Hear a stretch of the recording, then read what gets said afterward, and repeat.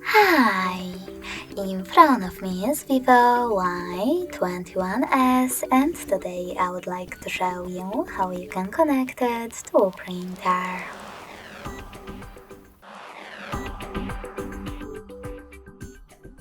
Begin by going into Settings and clicking on Bluetooth and Devices. Following that, scroll all the way down to Access Printing. Now select Default Print Service and wait.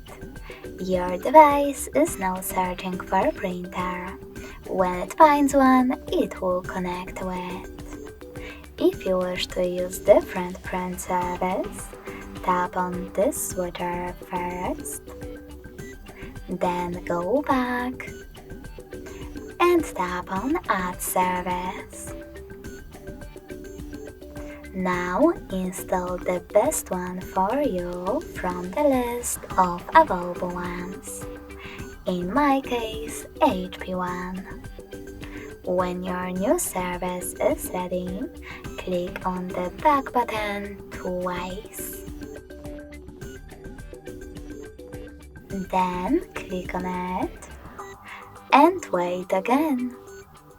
Thanks so much for watching. If you enjoyed this video, don't forget to leave a like, comment and subscribe.